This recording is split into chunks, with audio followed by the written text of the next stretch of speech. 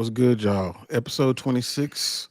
Um, man, we've had an amazing weekend this past weekend. We got to dig into all of that UFC, NFL, college football, everything. But Crosswalk, I'm Jax. That's Cross.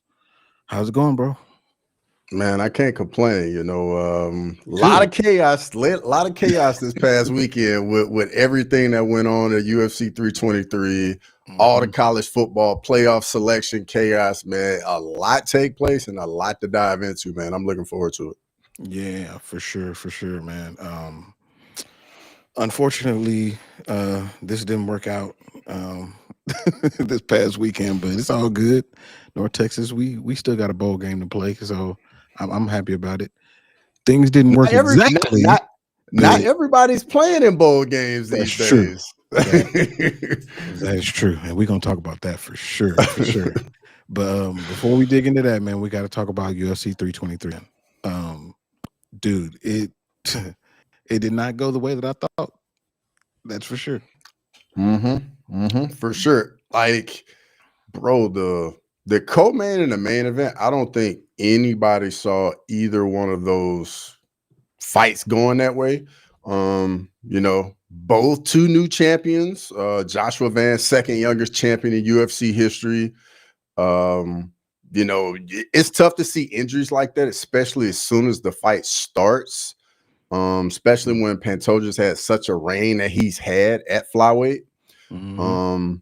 But when hopefully if he's able to get back, and it's gonna be tough with him being 35, Yeah, trying to come back, and then Peter Yan figuring out how to solve the puzzle that is Merab Dvalishvili, and great performance by Peter Yan. absolutely. So let's start at the top, man. The Marab versus Peter Yan fight. First of all, we were on here and we talked about it, and we were kind of looking at what happened at the first fight, and kind of didn't see anything different happening across the like West. Grammy always on me, dog. He on both of us. He on our heads today, man. He already talked about For Dallas real. Cowgirls. Just Yeah. we 4 minutes in, man. Shout out to Grammy, man. For real. But like we talked about how we didn't necessarily see in the fight go any different. But what did you see that was different from on Peter Yan's side? Man, Peter Yan had an answer for the grappling and the wrestling from Merab, and I know I shot you a quick little video like after it concluded, and it was this dude breaking it all down. I mean, you could see it as soon as Merab would shoot or get him down. Yan was getting to the cage, fighting the grip, and just could not let Merab get his game going. And then on the feet, man, those body kicks were the difference in the fight on the feet, man. They were brutal. Yeah, the way that he screamed. Mm-hmm. And he has a terrible poker face when it comes to those body shots, man. Even Sean O'Malley, back when they fought, he hit him with a body shot that made him scream like that. So I mean, that may be his Achilles heel a little bit if he has one. But man, Peter Yan, he pitched to me, it was 4-1. I know I saw, I don't know if you saw Aljamain Sterling talking about it. He thought it was 3-2, and he thought it was 3-2 Merab. So it's funny you say that. We were doing the watch along, and MMA Nominee. Shout out to MMA Nominee, Olin over there, MMA Nominee. So, bro, it's like round 4, round 5. He's like, yeah, I think Merab got 3. I'm like, bro, what are you talking about? What fight are you watching? I don't know what he was looking at. I don't know what he was looking at.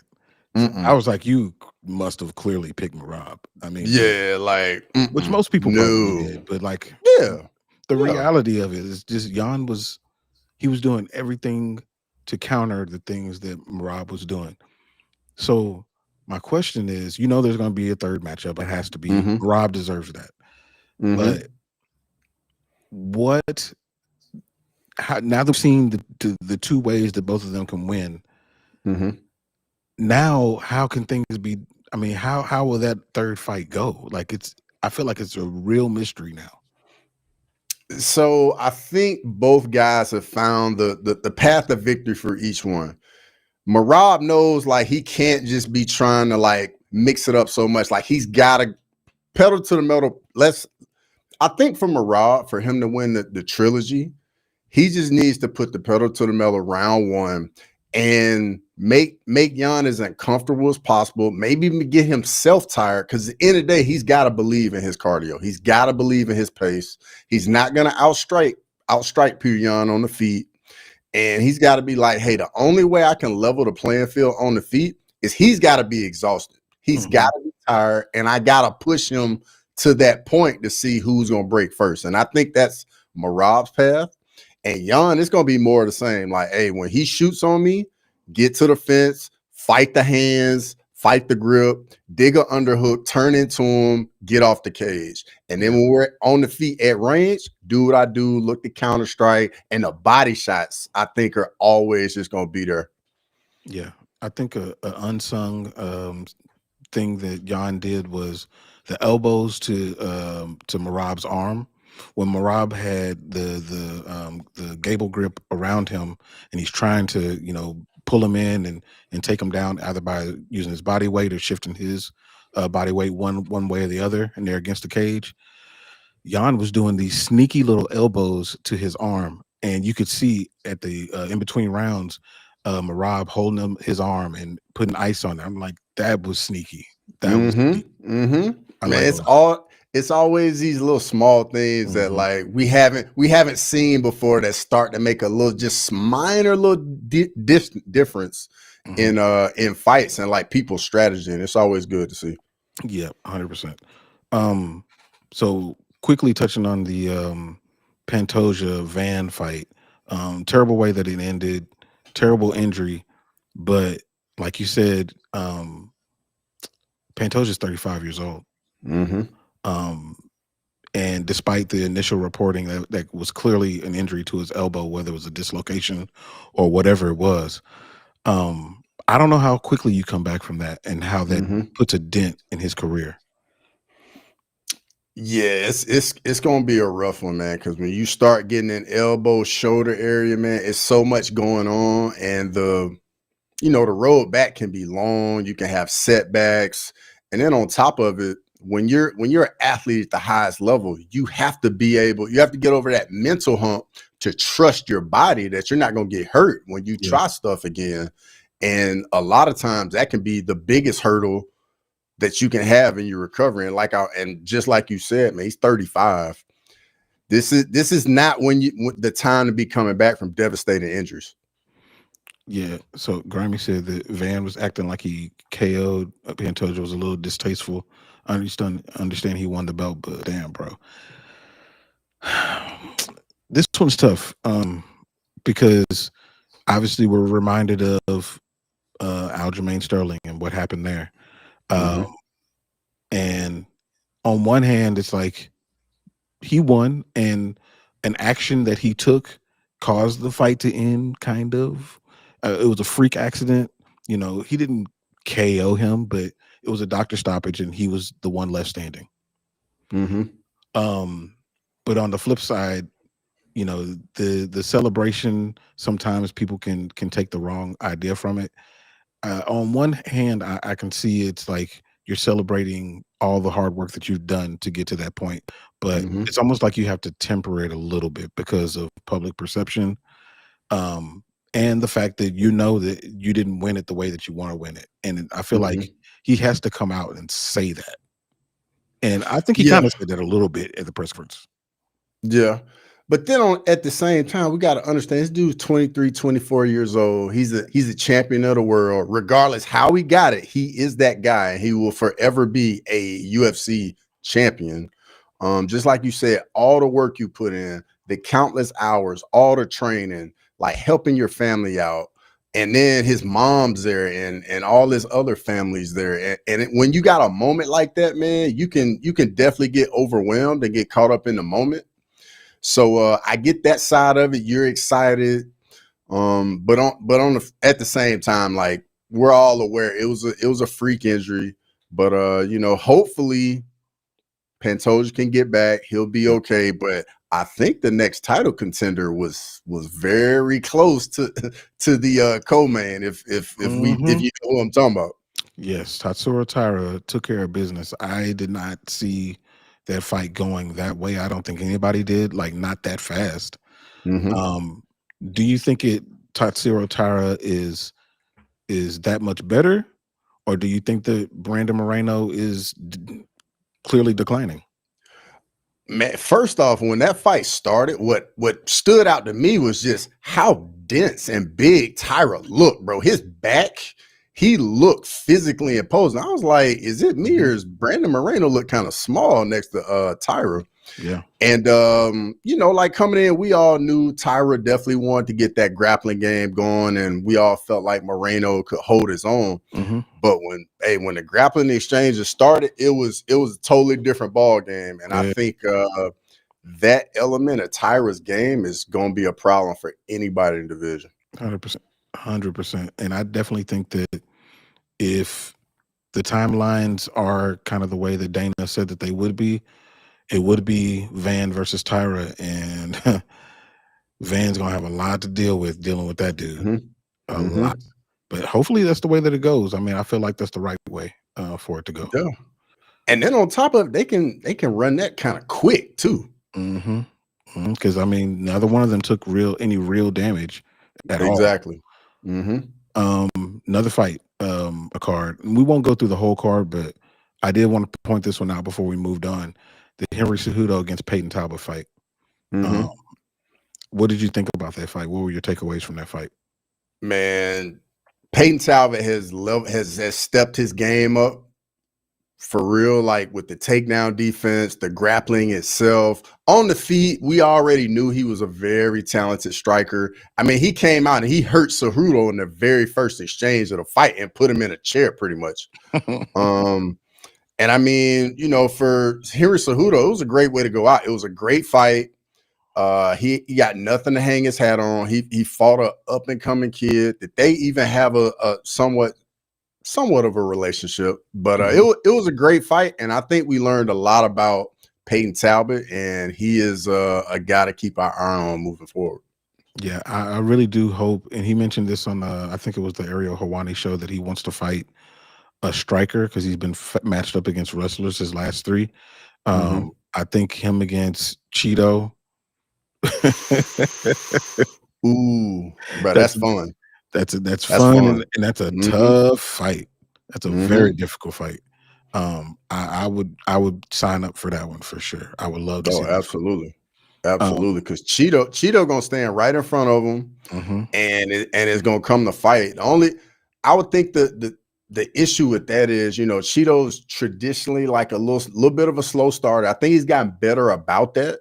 Yeah, But I know one thing: both those guys are gonna show up to fight. yeah, yeah. That would be an amazing fight. I think he also mentioned Ayman Zahabi as well. Mm-hmm. Which I'm just not that high on Amos Hobby. Me Um, either. yeah, I don't. I feel like his fall is coming and it's going to be bad. Yeah, and if I'm mistaken, is he kind of old too? Is he like I, 34, I think 35? so. Yeah. Yeah, yeah. Mm-hmm. I don't know. And last thing I'll bring up, the one of the craziest fights that I've ever seen in my life. Ewo against Ebo, uh, Mm-hmm. bruh. A minute and 28 seconds of madness. Mm-hmm. That fight was crazy. Like, how did you react when you were seeing that fight? Bro, I was going crazy watching it. I literally have sent the clip of that whole fight to like everybody I know, dog. Like even people not into fighting. I Yeah. just sent it, I spammed it out to everybody. I was like, hey, you gotta see this because this was just craziness. But I absolutely loved it, man, for real. Yeah. I mean, dude, like I was when we were watching, well, so I saw it first and then I went to go show it to my wife, and I watched her react to it because she had no idea what was going on. Initially, she didn't know, the significance of what I was show her. And she was losing her mind, and she immediately compared it to the Czech Congo Pat Barry fight. Mm-hmm. But I was like, man, I think this is better. I think this is Yeah. I think this was Because better. they both got hurt. They both got Yeah. rocked. And Yeah. the other one I would compare it to, I can't think of the guy's name. It was like this big Asian guy against Dan, the white guy with the mustache. And like in the first round, they're like just in the collar time, they're just punching each other nonstop. I think this might have been Pride, maybe. Yes, I know you're talking about. Yeah, Yeah, yeah, I know what yeah. you're talking about. Yeah, that one was crazy too. But dude, that fight, I mean, I I wish that they could give them something else, give them more. Mm-hmm. Because Ebo, even though he got knocked out, he deserves something to do. So like that was wild. That was Mm-hmm. if y'all haven't watched that, and anybody that's in here that's just a football or a person, like you got to go check that out for sure. Mm-hmm. Was it Dan Fry or Don Fry? Yeah, that's the one. That's Okay, the one. yeah. I see the Asian dude in my mind. I can't remember his name right now, but I remember that distinctly. That was crazy. That was a good one. And another one, bro, the Chris Duncan, Terrence McKinney was like the same thing. It went exactly how we thought. Yep. We knew it was going to be exciting. We knew it was going to be crazy. Terrence hurt him, had him. I mean, seriously hurt. Yes. Chris Duncan he don't go out like that. That's just not what he does. And he turned it around on him. Like, and then y'all were on the chat with Charles Johnson, and he trained with him. And Mm-hmm. it was funny too, because like his reaction to it, like what did you take from his reaction to it? Bro, so going in, he was like, "Oh, we've been training. He's so well prepared. Like, we like this matchup. I think he's going to be a bit more measured." And sure enough, Terrence McKinney does what Terrence McKinney does. He gets in there and just goes crazy, dog. Like pedal to the metal, like all out. And it was just craziness. But afterwards, man, you just could see like Charles Johnson was like, I don't know. Like we talked about this. You know what I mean? And I think he was saying that Terrence just might be one of those people that when the lights come on and it's that time, man, that adrenaline hits and you just got to go. Yep, and you pointed it out on the stream too. You were like, that adrenaline gets going, and then that dump happens. You're like, I can't, because it showed he couldn't get up, he couldn't do anything. Yeah, that was wild though. But Terrence ain't gonna get cut, man, because he's too exciting. He's too exciting. Yeah, he ain't going nowhere, man. But it was a great card overall. 9 finishes on the card, like an amazing way for the ESPN pay-per-view part of the era to end for sure. Any more on that card before we jump into some college football? Nah, I think that covers it. Okay. All right. So yeah, college football championship weekend. Didn't go the way I wanted for mine, the American championship, but it's fine. Me It's and fine. you, brother. Yeah. Bro. Hey, we can gloss over that, dog. We can gloss over that. We ain't got to stay on that too long, dog. We got to do that. Oh man, bro. It was bad. It was bad. Yes. It was. But y'all live to fight another day. We live to play in the bowl game. Yeah, it was like, I was hearing all the people all upset about, the selection, this and that. But going into the game last week, I was telling people, like, I think we're in regardless what happens, just based off where we are in the rankings. And yeah, it's not like it's an equal data point for everybody else, because it's an extra game for just a handful of teams. Yeah. So I don't know. I mean, if Bama hadn't got in, I wouldn't have had any issues with it, because I've been like, yep, I don't blame them at all after that performance. But hey, they let us in, and we're gonna see what happens up in Norman in 2 weeks. Wait, let me acknowledge this by Grammy. Did they announce this? Michigan against Texas? Yeah, I think I'm pretty sure that's happening. That's funny. That's the one that I thought was gonna happen. I mean, yep. And shout out to Grimy again, because he definitely called that out like a while ago too. Yeah, yeah. Where are they playing at? Is it the Citrus Bowl? That's the one that I thought. I think so. I think so. It just makes too much sense. Makes too much sense. Okay, let's take a look at the bracket as they got it here.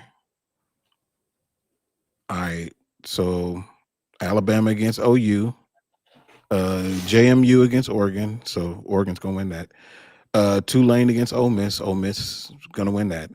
A&M against Miami, and then the Indiana, Ohio State, Tech, and Georgia get the buys. So, what are your thoughts on the seeding, how everything kind of played out, and then also the relevancy of the conference championship games? So I think my real issue is Tulane and James Madison. I think Mhm. both of them getting in, I don't really like that, because if you think about it, James Madison's losing their coach. Tulane's losing their coach as well. I know Ole Miss lost their coach, but their active head coach is on the team now. And then on top of it, we've already seen Tulane play Ole Miss. They got beat by like 30. So I mean, I don't really know what difference, we're really expecting. And I think at one point in the second half of that game, Ole Miss like ran the ball 24 times in a row and got 10 points. Just Yeah. 24 times in a row, bro. Could not get a stop. So I get that. Notre Dame getting left out, not going to a bowl game. I'm pretty sure we definitely gonna get into that. But to me, I think Bama, Oklahoma is gonna be a fight in a phone booth. Whoever probably gets to like 10 points first is probably gonna win that game. I saw a picture of their stadium. It's like completely snowed out in Oklahoma right now, so I'm not expecting any real points to be scored in that game. Yeah. The Miami A&M game, I think, is going to be a phenomenal game down there in Kyle Field. It's going to be absolutely rocking. That's going to be must-see TV. I'm probably going to do a watch-along for 1-2 of those games, so be on the lookout for that, chat. Yeah. But yeah, I'm looking forward to college football playoffs. I am too, and I would agree, man. I wish that only one of the group of 5 teams got in. I don't understand why both of them are in. I understand that as things go along, maybe this will make more sense, because this is kind of the long game. Like, these teams, in theory, are supposed to start to be more even, in theory, um, as more opportunity to win a national championship arises, with those 2 teams. But I feel like Notre Dame should have been in the field, and one of these teams should have been out. Honestly, I think what we really seeing is like the power four needs to have their own playoff, and the group of 5 can have their own playoff where they can make it a thing, and they actually have something to play for. Because I mean, I don't think anyone is expecting either of these 2 teams to legitimately have a chance to win a national championship. But could you imagine if those 2 aren't in, and you take in Notre Dame or Texas or Vandy? Bro, Mhm. all these matchups are just going to be must-see TV. And Yeah. I definitely think what Grimy said, I definitely think it's going to end up expanding. And even that, it expanding is gonna be it just makes it more interesting in the sense of how will these student athletes, Mhm, handle this length of a season? That part is mhm, gonna be very interesting. mhm. But yeah, this isn't the way, because I feel like this is making things a little bit easier for Ole Miss. Dude, Texas Tech, they just chilling. Yep, I mean, you got yeah, it just makes it easier for some of these other teams to basically have a scrimmage and then go to the next round. yep. So I don't know. I don't know what they're gonna do, but I don't think this is the right way. Um oh, so before we move to this other part about Notre Dame, so Iowa is the 1 seed, Ohio State's the 2 seed, and we talked a lot about Ohio State and what we thought about them. And Mhm. now that you've seen that game, what are your thoughts about Ohio State and Indiana now going into the college football playoff? So for starters, this did nothing for me on Ohio State, just simply because we saw what they did last year when they lost to Michigan, and they just went through everybody after that. They still got all this talent. They just lost their offensive coordinator to become a head coach at South Florida. So I think that definitely played a little bit into it as well. But going forward, they're still going to be one of the most talented teams in America. Indiana showed they are scrappy, and they play to the identity of their head coach. Kurt Cignetti gives that team an identity and an attitude, and you can see they play with it too. And Mendoza, man, guy's a big game quarterback. Yeah, I definitely agree. He definitely showed that. And there was one pass that he connected on. It was like a 30-something pass, and I feel like that was his Heisman moment. I think that was it right there. And you know, they always need one. Everybody needs.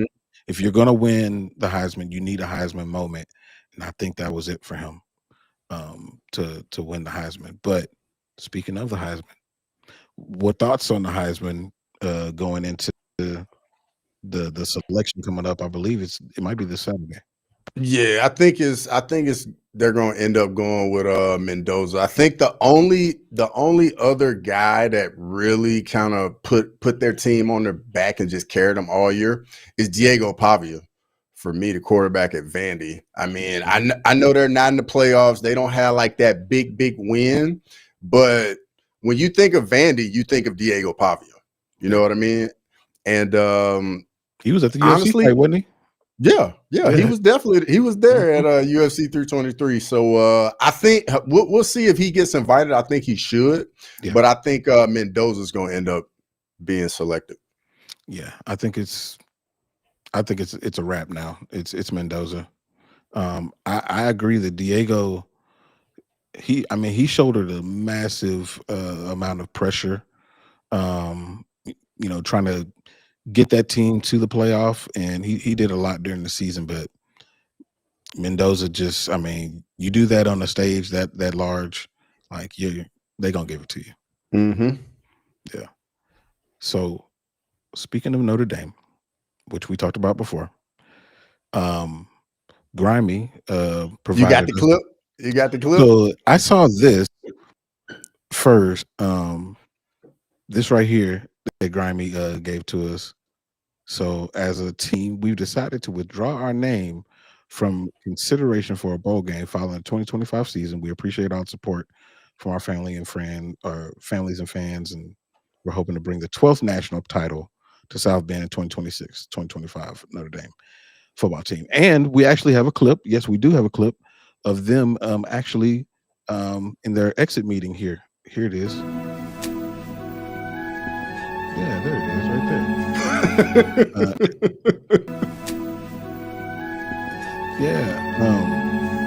Let's see if we can go. I don't know, but yeah, that's them right there, walking in, giving their jerseys and all that good stuff. Bro, what do you think about the fact that they decided to not play in a bowl game? I think it's them pouting, like taking their jersey, taking their ball and going home. I think it's literally one of those, or like them unhooking the PlayStation and saying, nope, nobody's playing anymore. That's literally what it is. And it's just a bad look for real, because ultimately what's going to happen is you're going to kill off all these bowl games. Now, I get it. Some of your draft eligible guys probably weren't going to play in the bowl game. I get that. But what you got to realize is you got some seniors that are never going to play a down in the NFL. They're not going to get that bowl game experience. Then you got young guys that could get better from these 14 extra practices that you was about to get. That's true. That's true. What Grammy talking about? He said, "Cross you." He sent me another clip earlier today. I have to send it to you, bro. It's funny as hell, man. But no, I agree, man. Notre Dame. One, and I know they got enough money, but it's still money.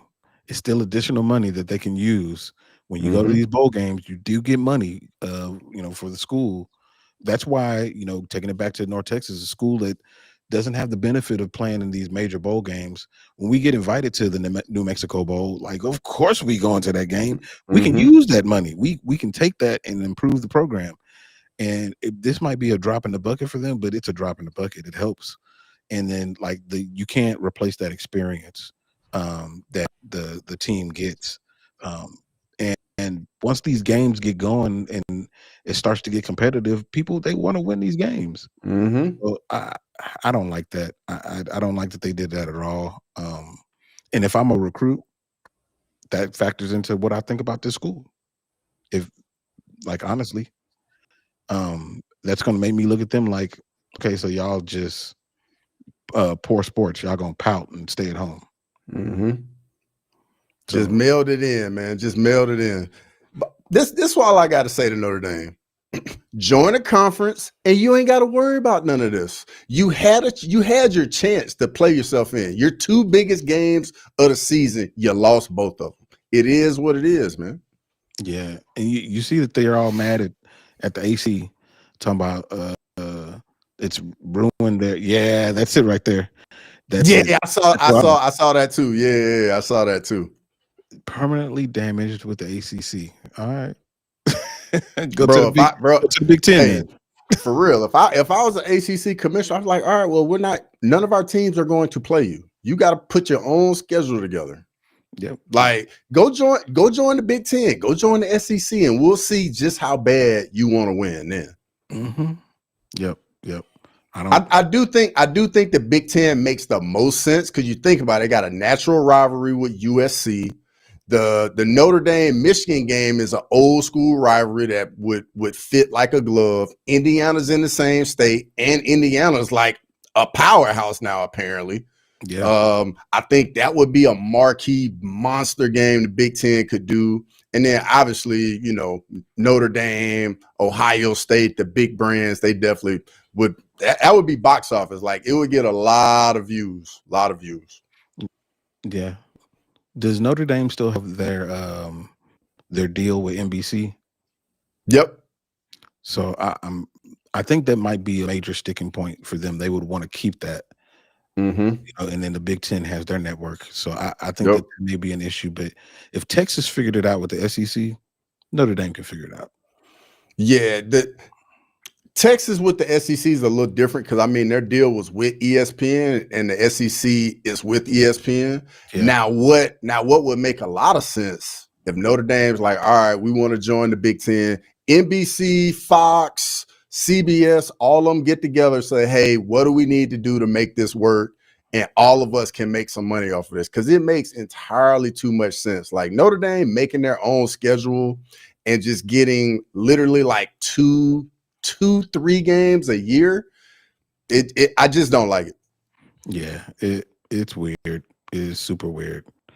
But I don't know. I don't know what they're going to do. I know that they're not going to join the conference next year, and we might have the same problem because they get that benefit of the doubt if they, have a decent record and they're reasonably ranked. They're going to be in the college football playoff. Yeah, and I looked at their schedule for next year. They literally only got 2 games. Literally. Bruh, like, for real, bro, they have 2 games, basically 2-3 games a year. That's it. Yeah, see, that's ridiculous. That's absolutely ridiculous. Whatever, man. But Marcus Freeman got one of the best jobs in the world. He does. He does. Yeah, it's crazy. All right. Oh, one more thing about college football. So, I sent you a message earlier about this Legend Bay guy. So, for anybody that doesn't know, Legend Bay, he's a 4-star recruit, plays in North Forney, so not too far from here. And what happened was he initially he committed to Tennessee, but his mom and his older brother apparently want him to go to Ohio State. No, it's flip. It's flip. Oh, it's flip. Flip. Yeah. Okay, so yeah, so there's a conflict between the Tennessee and Ohio State. He wants to go to one school. They want him to go to another one. He's 17, so he needs his mom to sign for him. And it's causing all kind of craziness with his signing. Now I do know that he turns 18 in a few weeks. Yeah. So the whole thing is weird, but what made me, or what popped this up in my head, and a friend of mine actually sent it to me, is you've been recruited and you know how this is. How do families and parents affect the recruiting and affect your decision making as the actual student athlete? Okay, so you got to think like the parents are going to be the closest thing to the student athlete, right? Now, when these schools are recruiting a kid, they're also recruiting the parents and the family as well. Now, even before NIL was a thing, I've even seen where like some schools will like give a family member some money to steer a kid to their school. It definitely happens. It's still a thing now. It's just out in the light now. And this what's going on now is kind of like opening all our eyes to it. But really what's going on is probably Tennessee did a really good job of recruiting the brother, the mom, or maybe even got some money to them. And now they're like, we want you to go to Tennessee. Whereas this kid, the whole time, all on his social media handles, everything has been Ohio State, Ohio State. And here we are, he's 17, he can't sign. So I think he ended up signing with Tennessee. But what I really think is going to happen is when the transfer portal opens, I think he's just going to transfer to Ohio State. And I wonder if he's going to just wait until his birthday and then flip. Will he be able to flip if he waits until the 24th, just 2 weeks? So if he waits and doesn't sign, no issue, not a problem at all, unless Ohio State just doesn't have enough scholarships. So if they have a scholarship and he doesn't sign and he waits, then when he turns 18, he can sign on his own wherever he wants to go. That's a mess, man. That is another issue with college football. Mm-hmm. Yep. But that is an absolute mess. That's something I'm definitely paying a lot of attention to. I mean, I've never seen the kid play, but they say that he's a lot like Michael Vick. So that's what they say. That's what they say. Okay. I don't know. All right. So let's jump into some NFL real quick.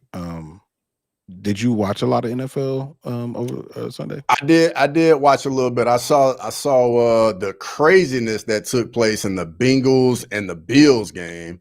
That was, and then I saw a little bit of the ending of the Browns game. Like, bro, their coach. Like, I don't know, bro. I don't know. Kevin Stefanski, dude. Like, I don't understand.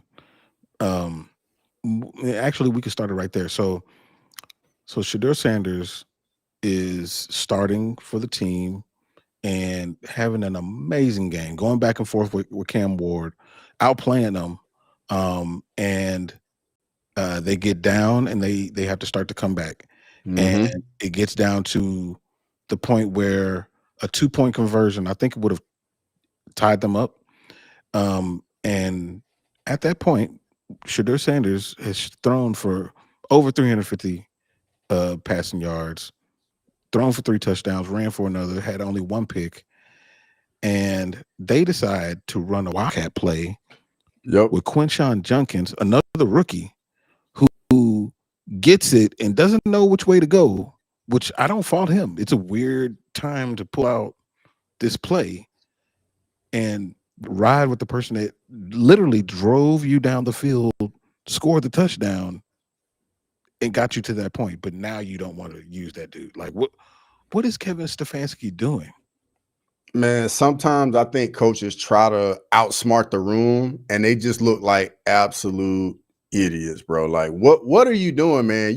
This man got the hot hand, got you in the game. You got a chance to win the game, and you gonna run a trick play for a running back to throw the ball? Like, come on, dude. Come on now. It's, as Jerry Jones would say, he was being too cute. Like, you don't do that, man. You just, like Grimey's talking about with the Pete Carroll thing, you hand the ball off to beast mode. In this case, give Shedeur the ball to make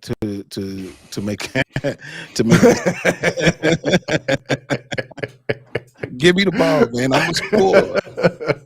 You Hey, throw did you it. see that? You see that clip I sent you? It was like Yeah. beast mode Yeah. highlights. Yeah. Man, I've been it's weird. I don't like that dude is way bigger than me, but like I have been confused with that dude so many times it's nuts.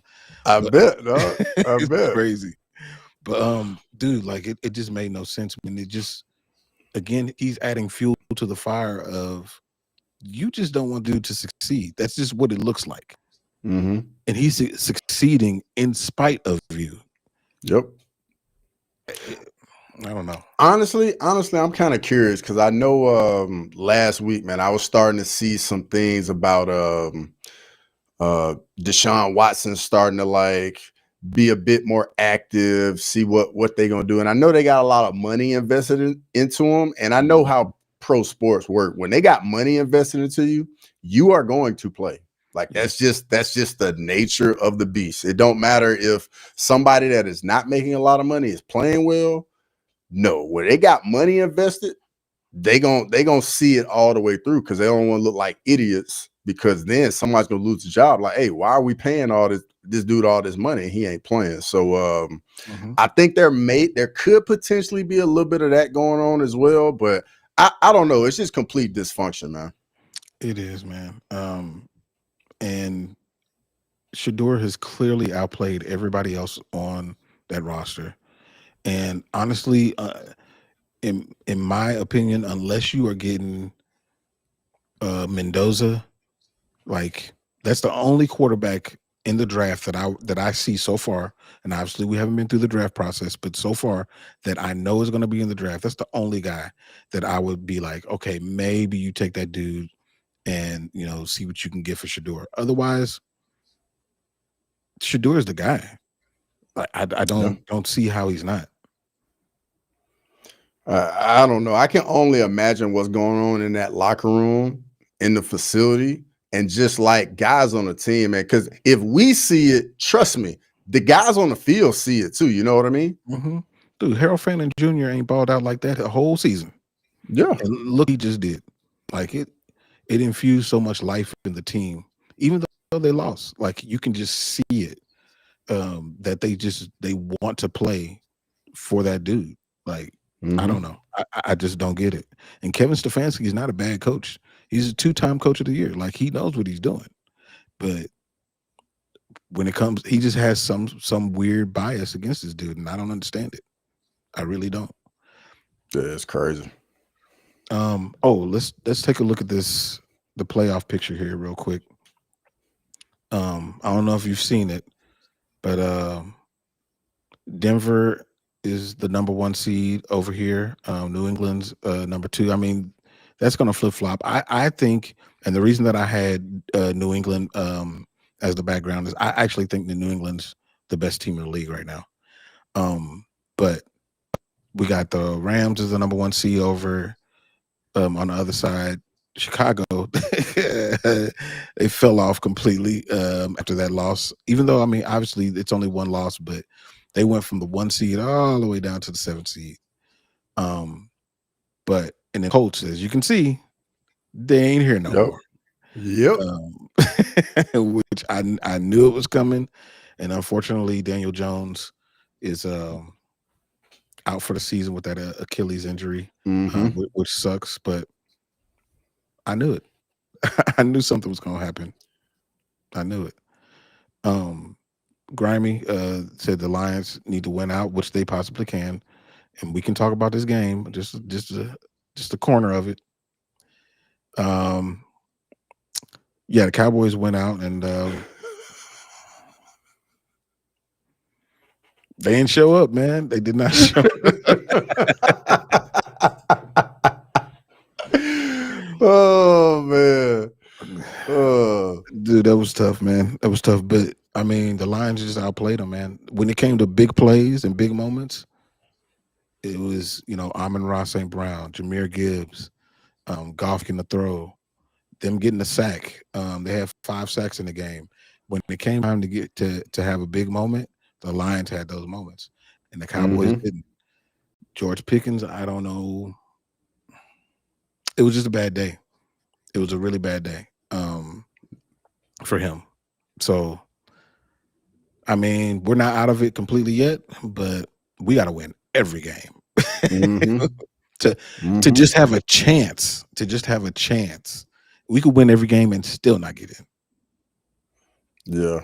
And then and just something else to look at, man. The NFC West, bro, like it is a rock fight out there. The It really, Rams 10-3, the Seahawks 10-3, and the Niners 9-4. Like it's a bloodbath in that division right now. it really is, man.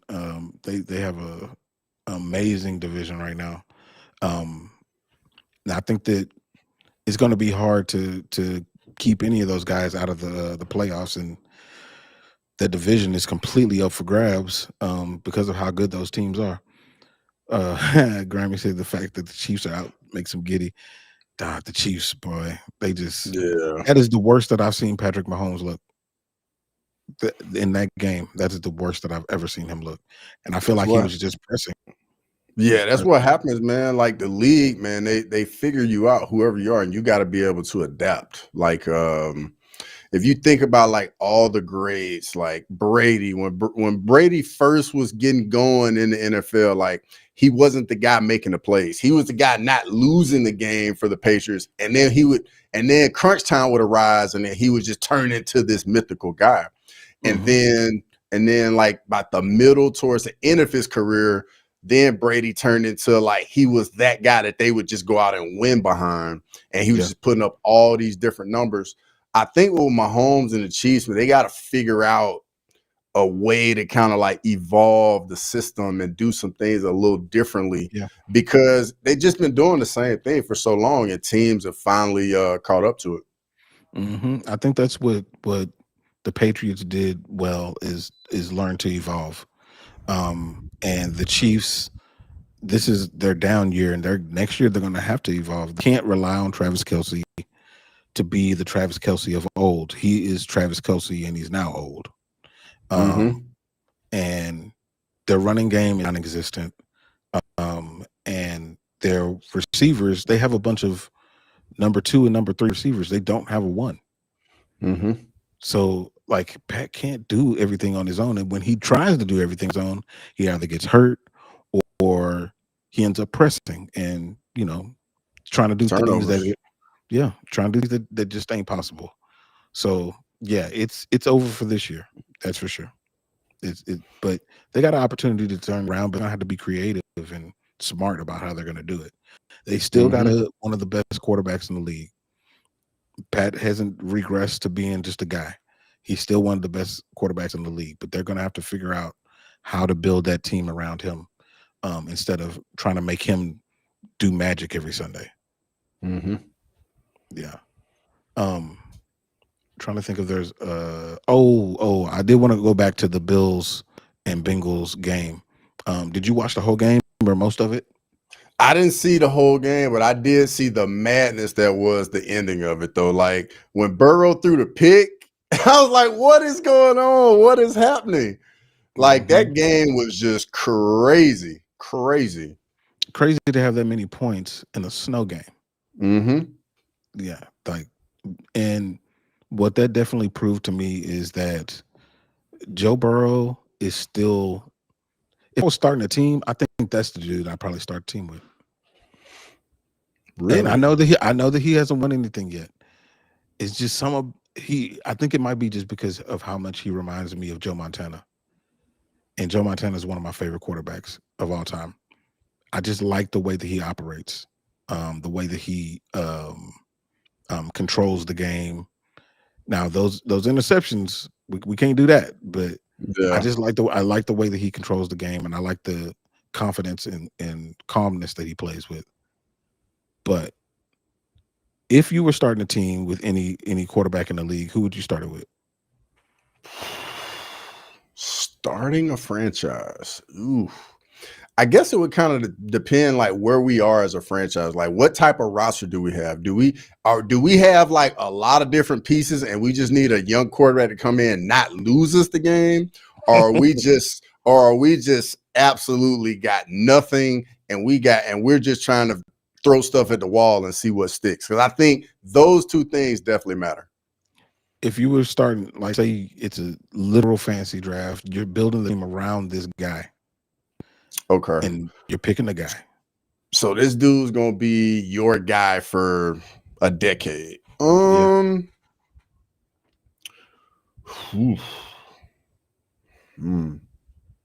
Grimy said Josh Allen. Josh Allen, I get that. I like Stafford too, man. Like Stafford been doing it for so long at such a high level and got a Super Bowl. And I mean,